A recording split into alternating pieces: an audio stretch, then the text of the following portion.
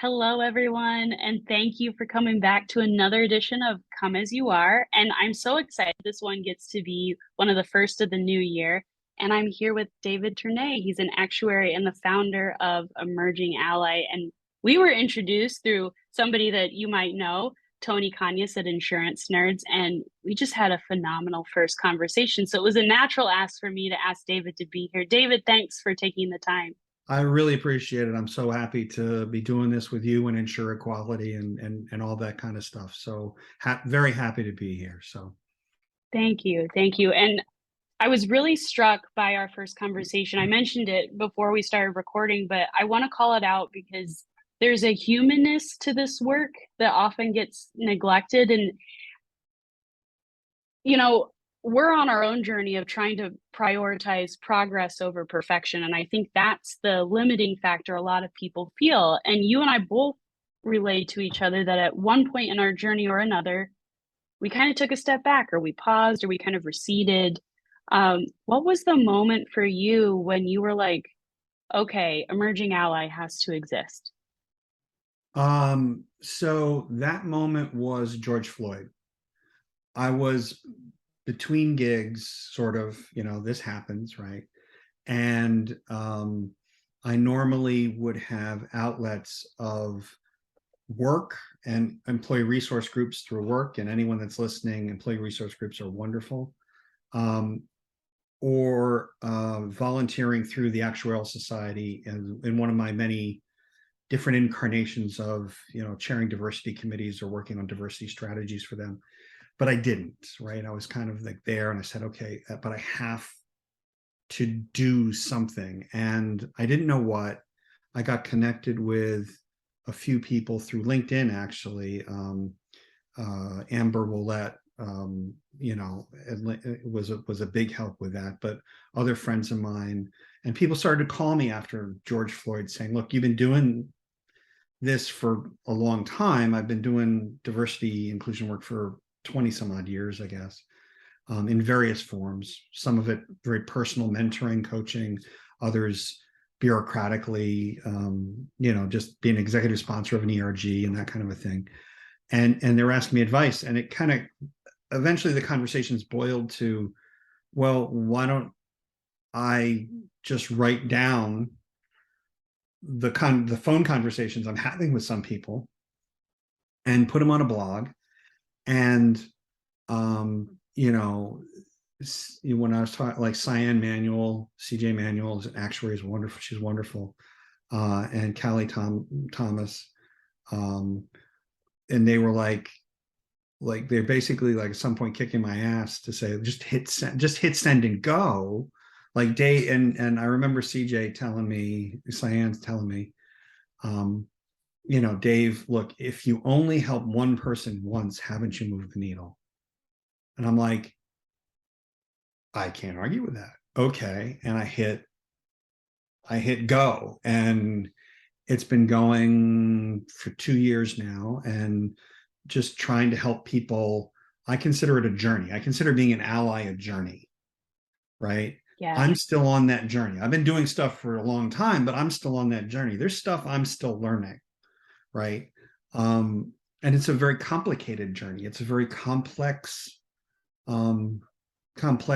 area. People think diversity, equity, and inclusion is kind of, that's very simple. And you just like hire a woman, or you hire a African American, or whatever, hire someone who's demographically diverse. And it's way beyond that. There's a lot of inclusion that goes into that. There's a lot of culture change that goes into that. And so that's kind of when I was like, look, I just need to A, do something, and B, it seems like that it seems like I can help people. I hope I am. I go out there, some people tell me I am, but that's kind of where it all kind of started. And I'm not, and I try and learn as much as I can.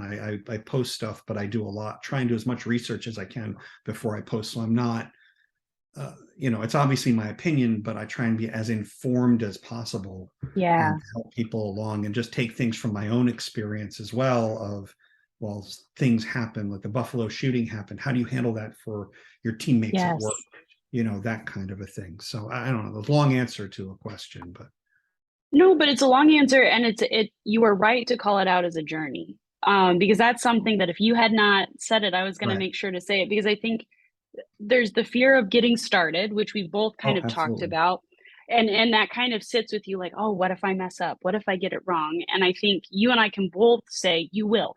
Like Oh, you yeah. will you will mess up, you will get it wrong. And it will be messy. And yet you still have to keep going. So saying all of that and saying what you said, what would you say to somebody right now that's considering acting, whether it's writing a blog or joining an organization or being in an ERG? Because all of these things are useful. I think sometimes we put things on a pedestal like what you and I Oh, are yeah. doing and say, oh, this is what you have to do if you're going to do the work. And that's not true No. at all. Sometimes it's just showing up and being a teammate at work, right? Yep. So what would you say to somebody that is kind of in their head about it and just needs that push to move to get going? So I think there are a couple of things. I think there's some real low hanging fruit on a couple of stuff. One thing that I advise people that are just kind of like trying to figure it out, put their toe in the water, is actually go out to your favorite social media site, whatever that is, right? And start following diverse voices, right? Great suggestion. I mean, like Lily Zhang and Amy Weiniger and Ashani Mafuko, Minda Harts is a great one too. Ibrahim X Kendi. You don't have to agree with them. You don't have to post. You don't have to respond. But what you'll notice is your feed will start to change a little bit, and you'll start to see different, like different viewpoints on things that are happening, and just grab three and follow them, and that's it. Because the algorithms will also then push others your way. It's a we always complain about the algorithms, so this is a way to like leverage them in your favor. The other thing for people at big enough companies is to go to employee resource group events, like join an employee resource group. When I was leading department, I always made sure to tell everyone I belong to all of them and Yep. I would go. And especially if you're a senior leader at a company and you're talking about diversity and inclusion, show up, because you Yes. give air cover to everyone else underneath you to show up. Um, there were companies that I worked at that told people that employee resource group events were not work events. Therefore, they didn't show because they would then have to make up the time later. And I would tell my folks, no, they're absolutely work events. They're held by work. They're encouraged by work. We have a diversity inclusion strategy, so they support that strategy. Go. Um, and again, I think that will help educate you on that journey and learn. And for like managers and senior managers, just to kind of people that are in hiring positions, I would say it's incumbent upon you to go to employee resource group events. What you'll find is, and I've said this a lot, there are they are fonts of talent. They're absolute fonts of talent that has probably not really been touched in your company. And if you think about it, most employee resource groups have been started independently on their own by individuals who um, take charge. They get people together, they put a structure together, they put a plan together, they measure themselves against that plan, they set up an organizational structure underneath them of committees and things to execute on that stuff. And like, well, wait a minute, isn't that like how you actually run a company? Like, if somebody had, and I've had people go, I don't put that on my resume. I'm like, oh, hell yeah, you put that on your resume, because that's like Yes, you do. serious leader. That's all the leadership skills you need, because you're also convincing all of these people to do this stuff in addition to their day job. Right? Yes. So And if you go, what you'll find, and I found a number of occasions, that I would go, and this is even later in my journey, would go to these events and just like mention, oh yeah, we're going through a chat. We got it's a rough day because we have got like 3 openings, and we're trying to open, and everyone go, you have openings? I'm like, well, yeah, they're posted. Oh, I didn't know that. I know somebody. And it's because Mhm. the communication circles, the networks are different. So what you're doing is you're plugging yourself into another talent network that you're not normally in. So I would say those 2 things for people um, are crucial. And the third thing is not necessarily a thing to do, but a way to approach it. Is approach it as a learning thing, Mhm. and approach it as a self-learning thing. You need to learn, not have people teach you. Okay. Diverse people that are diverse, part of their job is not to teach you anything about themselves. Okay. I can't tell you how many times I think when we talk, right, I'm Quaker. Yeah. I grew up Quaker, and people would always take me aside, or in class, or in school or whatever, and go, well, what do Quakers believe, or what are Quakers like? I felt like a sociology experiment, you know. Yeah. And it wasn't my job to tell you, like, especially nowadays, you have the internet, Google, you search, find it. But going to ERG events and getting those things in your feed, that is a great learning tool. Just sit there and learn. And if you go about it from a learning perspective, what you'll find, I hope, is that action will start to take hold, and you will be knowledgeable about action. You'll see people going, I wish somebody would do X, or could you do X, or this is a real problem. Yeah. And you'll latch onto something and go, what do you mean that's a problem? And you'll be like, well, wait, I can start doing that. What do you mean? Like, that's so easy. Yeah. So No, that phenomenal points. There's a few things I heard in there that I want to call out. The first is that there's no rush, right? no. Like you've really encouraged the learning piece of it. And I feel like that's so key because I'm still learning every day. And you are, and you've been doing this, you said 20 some odd years, and you've been doing it within the insurance industry too. Right. And so there's a whole different lens there with the talent piece that I think is important. So pausing and taking a moment to learn is very key. The other thing that you casually mentioned, but I want to call out, is that there's more about diversity than how you look. Yes. And I think that's an important key because we typically focus DE and I and B efforts around gender, race, ethnicity, but there's so much more to it than that. There's religion, Mm-hmm. there's socioeconomic status, Yep. there's veteran status, there's things that I'm not even calling out. There's disability. And disabilities don't have to be something that you can see either. There can be chronic pain, chronic illness. I think we learned a lot about that over the pandemic. So none of us hold all of these cards. Right. That's why it's so important to take the moment to pause and to learn. I'm curious, because you have been doing this in the insurance industry for quite some time. Have you noticed a shift? And what do you think we should be doing as insurance professionals now in this moment? Because you mentioned talent, that's a big need right now. We're going through huge merger and acquisition activity in this industry. I Mhm. mean, and these are just two of the things. It's not even all of the things that we're Yep. facing. What This is obviously your opinion, but what do you think we should be doing right now?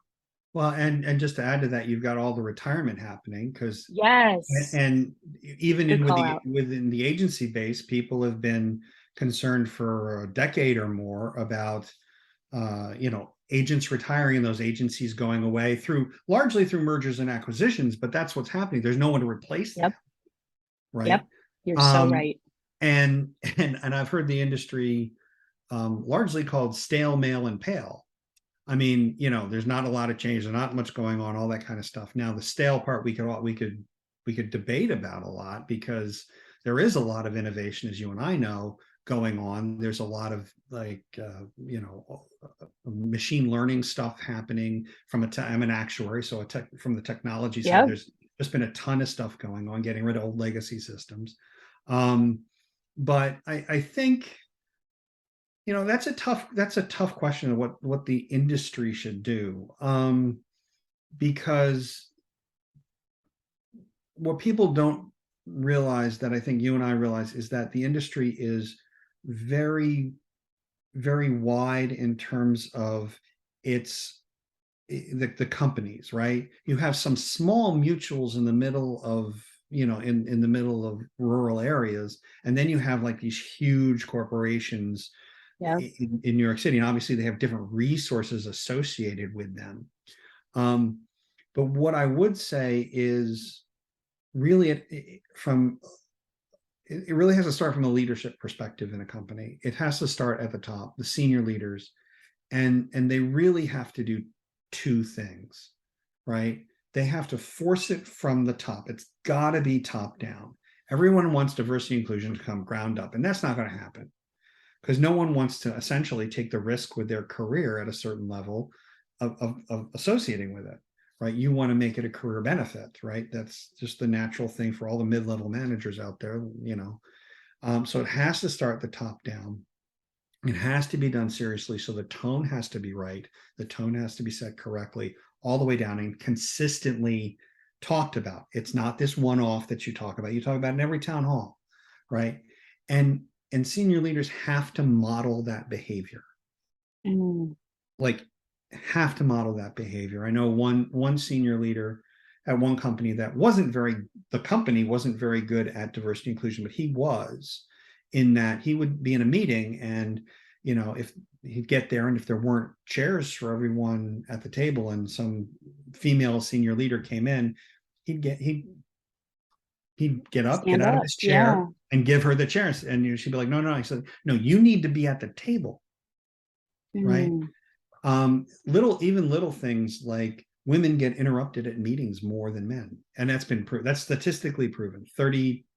35% more, I think, something like that. If you, as a male leader, or even a male in the room, right, you have privilege just because you're male, sit there and go, oh, no, Elisa's got some really good points. I want to hear them. Can we just, and I've even done the physical turning of the chair to like turn, could use the body language as well to like, whoop, and everyone will quiet down and just give them space to do that. So, but as a leader, you need to model that behavior, and you need to take it seriously. And the thing is, you will be found out when you don't. It will come really quick. And the workforce around you is changing. Gen Z, it's table stakes. Absolutely. Table stakes. And millennials care about this a lot too. Yeah. Yeah, that's me. Yeah. Yeah. Yeah. If you're not, and if you're being, and we're even worse, if you're being hypocritical about it, you're done. People will walk away. And in this job market, and in the insurance market that's been for a while, and it's going to continue with all the retirements and mergers that you've been talking about, everything, talent's at a premium. You're going to have problems you're just going to have problems attracting talent, period, end of story. So I don't know if that answers the question. Yeah. Well, it does, absolutely. And I think it's important to keep continuing these conversations because, as you mentioned, this is a journey, right? This is not something that we're going to implement tomorrow. And then by the end of 2023, everything's going to be solved, right? Right. Even if everybody does the things that you said, and we're all reading Emerging Ally or coming to IE and doing the best work that we can, and using those voices in the space and lifting them up, it's not going to be tomorrow, and it's not going to be next year. This is a continuous thing throughout the rest of our time, because you grew up in a different world than I did, Yep. and that will continue to happen for younger and newer generations. And you can call it DEI, you can call it ESG, you can give it whatever moniker you want, right? But ultimately it's about people. Yep. And if we're true insurance professionals, I'm hopping on a soapbox now, but like, we're about putting people's lives back together, right? Shouldn't we also be about making sure that they stay intact? How can people find you if they want to find you, get in touch? And obviously, there's your website, emergingally.com. Yep. How else can somebody get a hold of you if they want to talk to you or learn more about what you're doing? So emergingally.com is out there. I'm largely on LinkedIn is probably the best way to do it. And I'm happy to connect or reach out, have people reach out to me. If people are looking for advice in this space or actuarial work or whatever, I'm always happy to connect and move it forward. I mean, to me, I'm just a steward of the profession of the industry, and I want it to succeed. So emergingally.com, or I'm on LinkedIn. I might be the only Terné on LinkedIn, Terne, so Yeah. there aren't many of us. There aren't many of us. So I love it. I love it. And I'm so appreciative that you took the time, that you're doing what you're doing, that you're taking the moment to be in the spotlight, even though it's uncomfortable, because we don't give ourselves the monikers ally, right? Like we have to no. continuously show up. So thank you for continuing to show up. It's a privilege to know you and keep up the good work. Well, thank you very much. It's a privilege to know you too, and the wonderful work that Insure Equality is doing. And I look forward to you guys just taking off and doing great stuff. So thank you again. Likewise. Likewise. And happy new year, everybody. Thanks for Yeah. joining us. Happy New Year.